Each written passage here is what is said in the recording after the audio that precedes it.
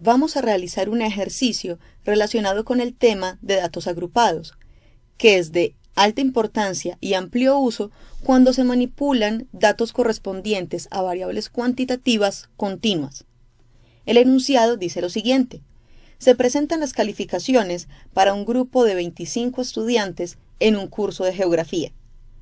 Tenemos esta tabla de datos y fácilmente podríamos realizar un estudio con una tabla de frecuencias. Sin embargo, vemos, así a vuelo de pájaro, que estamos trabajando con datos cercanos entre sí, pero con frecuencias no muy altas, así que no se justificaría hacer una tabla de frecuencia sencilla para estos datos.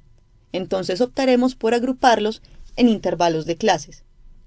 Primero vamos a hallar el número de clases correspondientes a nuestra serie de datos.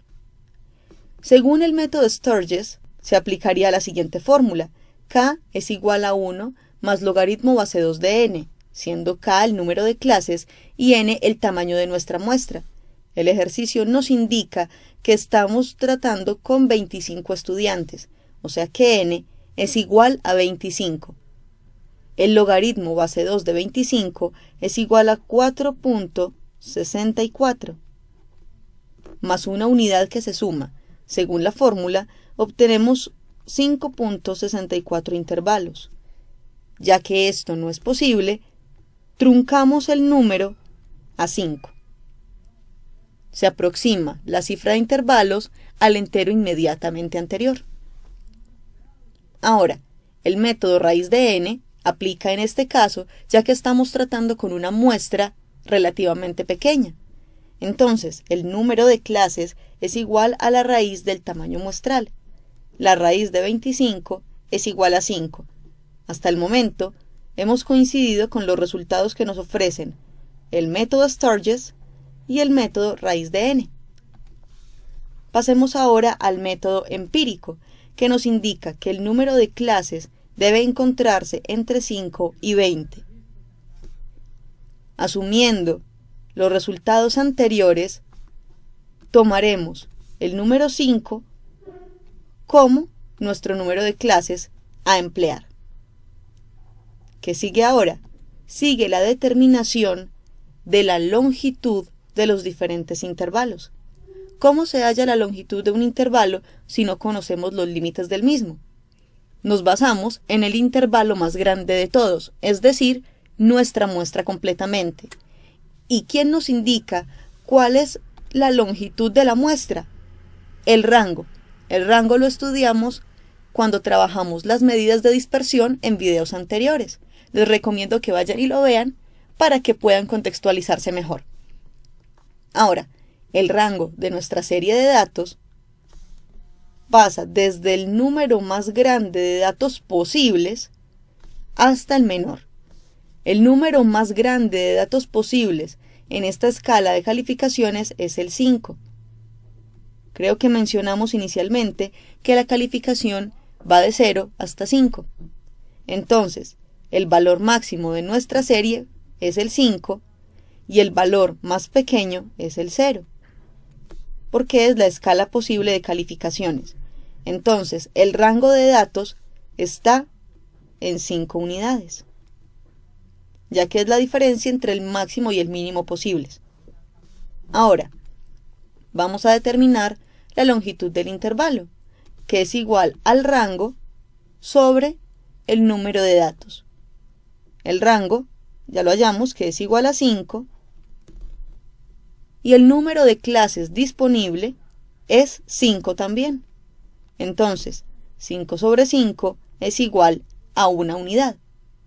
De este modo, podemos comenzar a trabajar con los valores para la determinación de intervalos. Recordemos que la longitud del intervalo es igual al límite superior menos el límite inferior. Entonces, el límite superior es igual al límite inferior más la longitud del intervalo que ya la hemos hallado, que es igual a una unidad.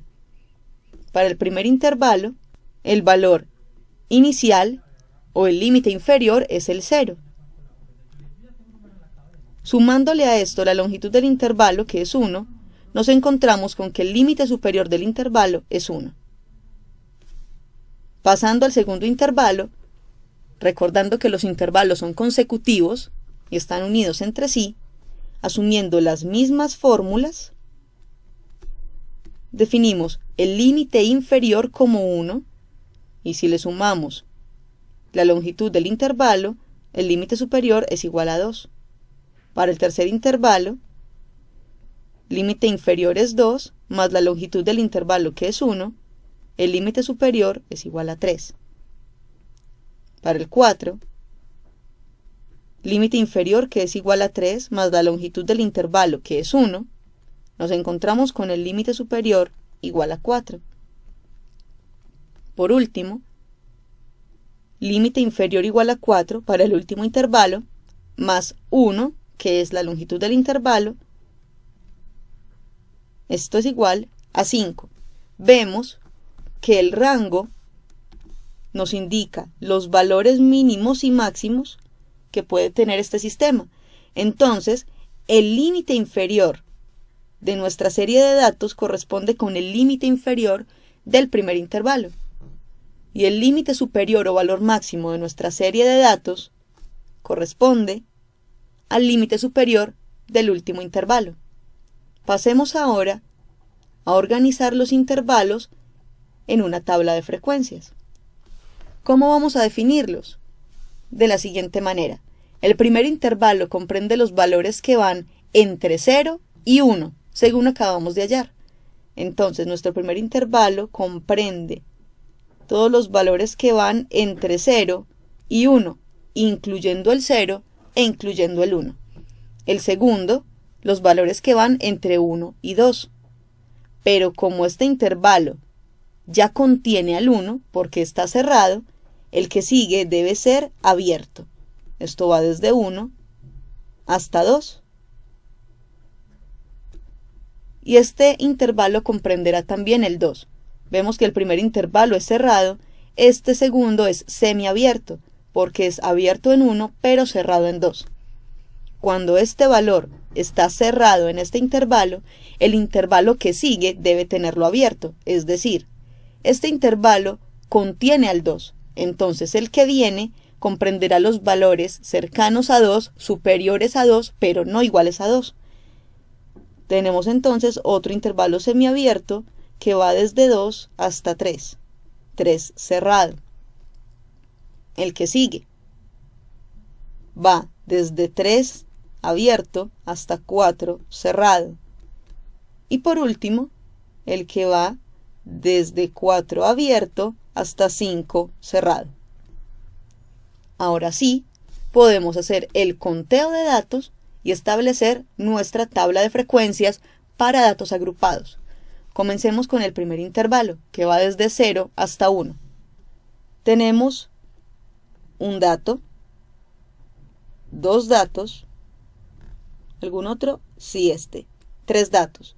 Estos 3 datos están en el intervalo entre 0 y 1. Como este 1 estaba cerrado acá, este 1 ingresa en ese intervalo. Entonces, tenemos 3 datos para el primer intervalo y hasta el momento 3 datos contados. Seguimos entonces con los valores que van entre 1 y 2. Y tenemos un valor, 2 valores, 3 valores. Vamos entonces a ubicar el 3 en la frecuencia absoluta de este intervalo y un acumulado de 3 más 3 nuevos, 6 datos contados. Seguimos con los valores ubicados en el intervalo 2,3. Tenemos 1, 2, 3, 4 y 5 valores. Entonces ubicamos 5 en la frecuencia absoluta y en la frecuencia absoluta acumulada el acumulado, 6 que llevamos más 5, 11 datos. Pasamos ahora al conteo de los datos que están entre 3 y 4. Empecemos. 1, 2, 3, 4, 5, 6, 7, este se incluye porque el intervalo es cerrado en 4, 8, 9, 10, 11 y 12. Tenemos 12 datos ubicados en el intervalo de calificaciones entre 3 y 4. Y nuestro acumulado de datos contados es 11 más 12, 23. Finalmente, los datos que están entre 4 y 5, 1 y 2. Tenemos solamente dos valores reportados y un acumulado de 23 más 2, 25 datos. Este valor coincide con el tamaño de la muestra, así que nuestro conteo estuvo bien realizado. Pasemos ahora al cálculo de las frecuencias relativas y relativa acumulada. Para el cálculo de esta frecuencia relativa tenemos en frecuencia absoluta 3 de 25 totales, esto es igual a 0.12, es decir, a un 12%. Igualmente para el intervalo entre 1 y 2, nada más tenemos 3 datos de 25 totales, o sea, 12%. En el tercer intervalo tenemos 5 datos de 25 totales, esto es igual a 0.2, o sea, 20%.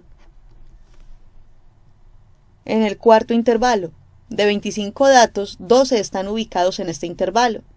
12 sobre 25 da 0.48, es decir, 48%.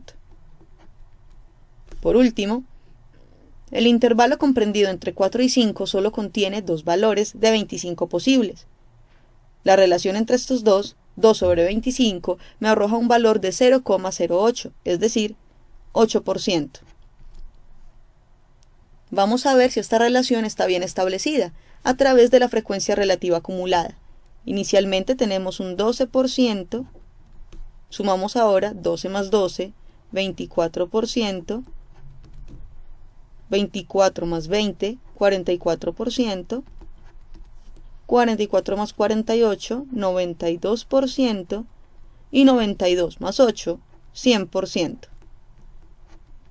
Hemos encontrado la tabla de frecuencias asociada a los distintos intervalos establecidos para esta tabla de frecuencias. Como es posible observar, estos datos son mucho más compactos, se encuentran más juntos entre sí, las categorías son un poco más amplias y eso nos permite visualizar de una mejor forma la información en la tabla de frecuencias. Pasaremos en el siguiente video a otro ejemplo que incluirá no solamente el cálculo de los intervalos de clase y de las longitudes de los intervalos, sino también, aparte de la tabla de frecuencias, la determinación del respectivo histograma.